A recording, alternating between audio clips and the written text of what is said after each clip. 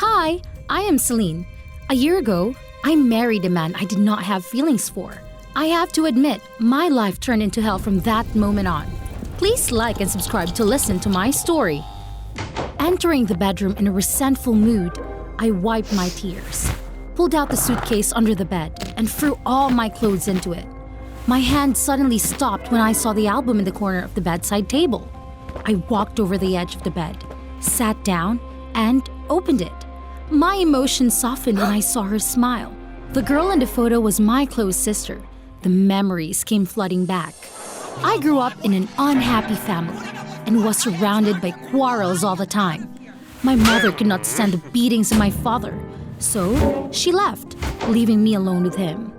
Maybe I will never forget that Christmas night. Outside, it was covered with white snow. In a bored way, I rested my head on the glass window. In the night, I saw a tall man who walked unsteadily approaching. That tall man was my father. As soon as he opened the door to enter the house, he began to scold. I was scared, hugging my niece and huddling in a corner next to the door.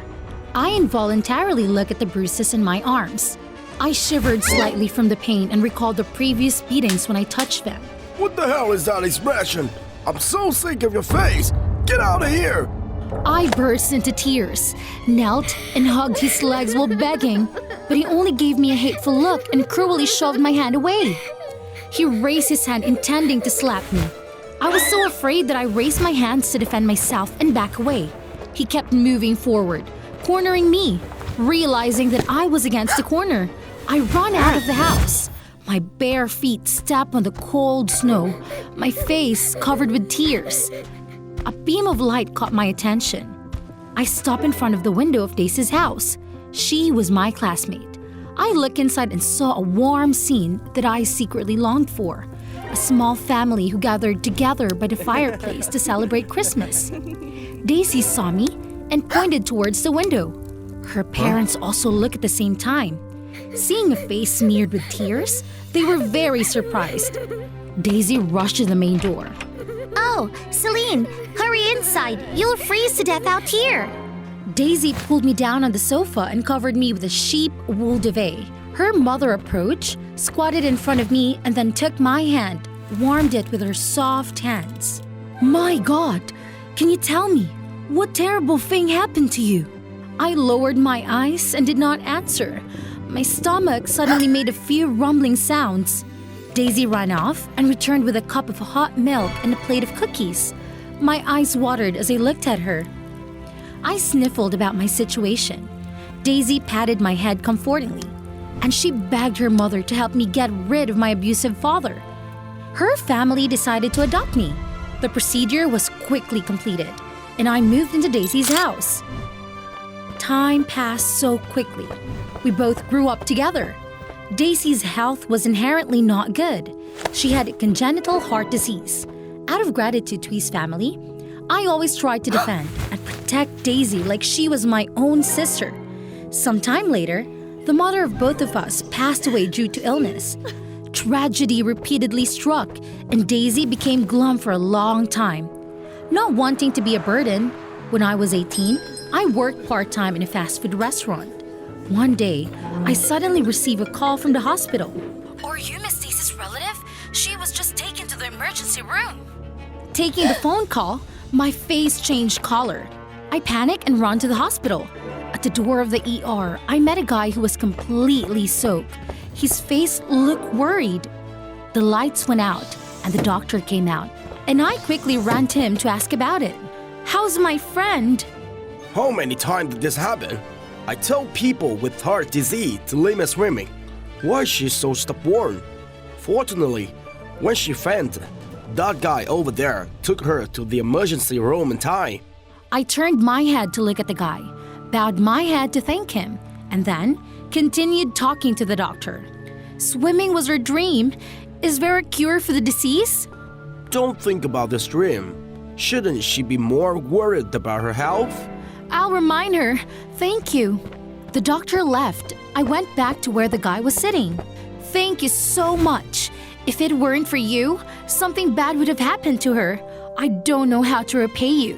He introduced himself as Vincent. We sat down to chat, and he told me what happened at the pool. After shaking her, but she did not wake up, he immediately carried Daisy to the emergency room. I felt that Vincent was very worried about my friend and actively exchanged contact information with him before leaving. Make sure to let me know when she wakes up. Bye. When I entered the hospital room, Daisy was awake. Her face did not look good. I went to the window and pulled the curtains to let the light into the room. I turned around and saw Daisy repeatedly hit her feet with her hands and blame herself. I'm like a useless person now. I can't do anything good. I quickly walked over to stop her self-injuring hands. I pulled Daisy into a hug. Don't be like that. You can still go back to the swimming pool when you recover. But next time, can you invite me along? I was really nervous. You're busy. I don't want to bother you again. You bother me? Are you stupid? We're sisters. No matter how busy I am, I will make time for you. Daisy returned my hug and burst into tears. Sorry for making you worry. Daisy's mood after she cried was better. I poured her a glass of water. Did you meet the person who saved me? Yes, a tall guy. I saw that he seemed to be very interested in you. You two know each other? No, I just run into him a few times at the club. I asked for his contact information. Let me get it for you. I have to personally thank him. We arranged to meet at a cafe. Vincent pushed open the door and entered.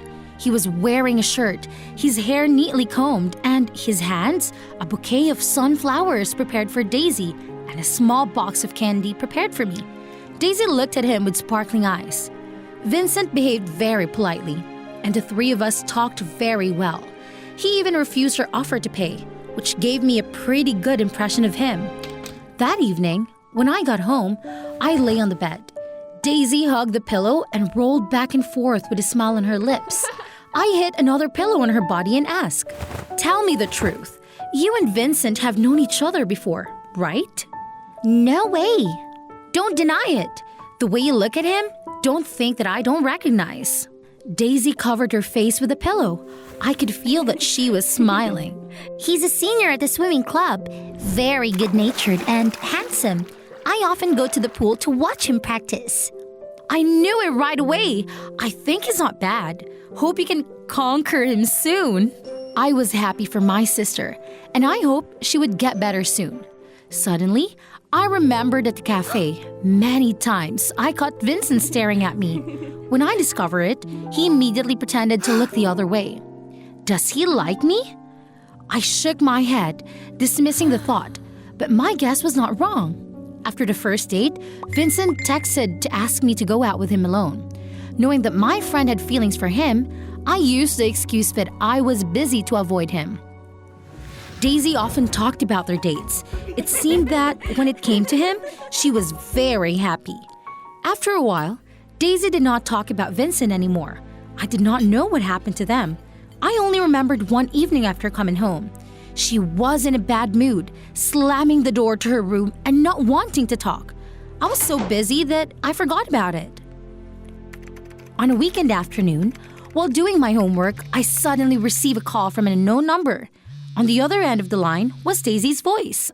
Celine, it's me. Are you home? I forgot my phone. Can you bring it to me? I discovered her phone lying on the shoe cabinet next to the door. I answered her over the phone. I saw your phone. Where are you? Let me run over. Thanks. I'm at... When I brought the phone to the address she gave, I met Vincent. His eyes brightened when he saw me. I gave a slight nod as a greeting. And as I was about to leave, Daisy held my hand. Today is your day off anyway. Can you stay and hang out with us? Vincent is going to invite you to dinner. That's right. I'll take you to a very famous restaurant in a moment. Will you come with us? I was confused by the proposal. What would her date have to drag me along for? But seeing Daisy's expectant eyes, I could not refuse. Not only that time, but Daisy also kept arranging random encounters between me and Vincent, which made me feel uncomfortable. One evening, I came home from work. The house was dark, with only Daisy sitting on the sofa. I turned on the light and walked towards her. It seemed that Daisy had just cried. I panicked and asked her what happened.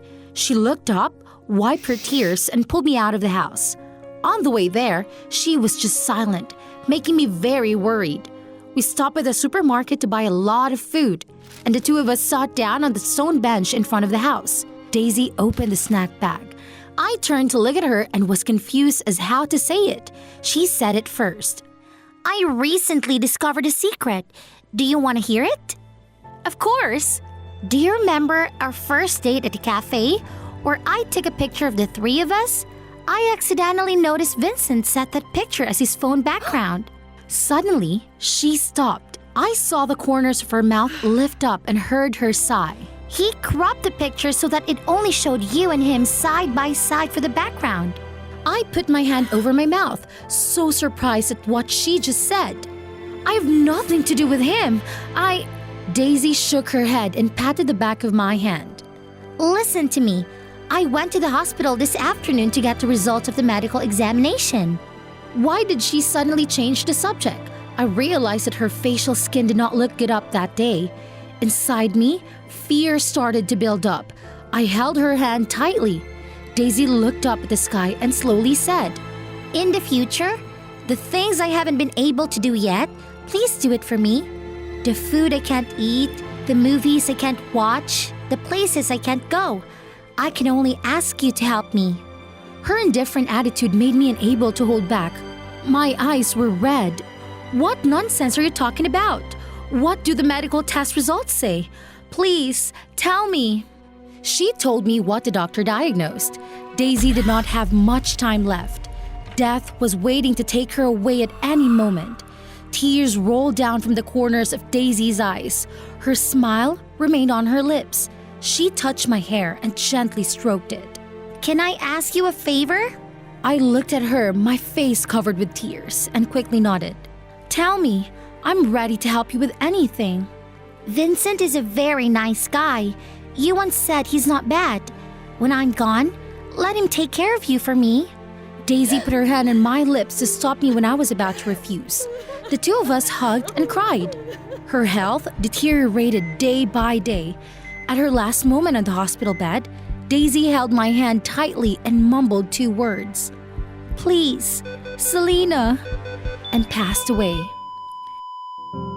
After her funeral, I almost fell to pieces.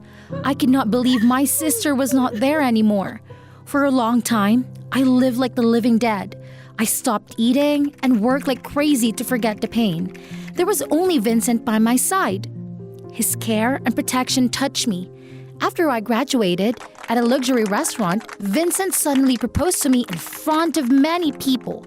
Not wanting to humiliate him and remembering the promise I made before Daisy died, I nodded in agreement. The marriage was not as happy as I imagined, because my love only came from gratitude. Day by day, I still painfully remembered my deceased friend. After more than a year of living together, Vincent showed a bad side. He was often unreasonably jealous. You winked at the pizza delivery guy, didn't you? Do you want to caught me? What are you mad about? Whenever you get home, you start picking a fight. I can't stand you. In a moment of anger, he raised his hand to hit me. Terrified, I quickly sat down, hugged my knees, and trembled. The ferocious man in front of me reminded me of my bad father. I felt in fear and pressure. I ran into my bedroom, slammed the door shut, leaned against the door, and cried despite Vincent's knocking at the door outside. I'm sorry. I didn't mean to hurt you earlier. Open the door. I dragged my suitcase out of the house. On the anniversary of Daisy's death, I visited her grave. I looked at her photo and imagined as if she was still in front of me. I told about my life, mentioning that year's promise. Suddenly, Vincent appeared from behind. As if he could not believe what he just heard, he squeezed my shoulder and forced me to look at him straight in the eye. Is what you just said true? You've never had feelings for me before? My shoulders were gripped so painfully, and my face slightly wrinkled, but he did not mind. I pushed Vincent back and slapped him in the face. I spoke out about all the resentments that I had silently endured for so long. Yes, I agreed to marry you because Daisy asked me to. But living with you is too tiring. I didn't expect you to be a jealous and violent person. I can't stand you anymore. Please, let me go. He was dumbfounded for a long time. He knelt down, hugged my legs, and begged. I'm sorry. I promise to change. Please don't leave me. I pushed his hand away, pulled out the prepared divorce papers from my bag, and gave it to him, and then turned to leave. I felt so relieved, like a burden had been lifted. From now on, I promise to live happily.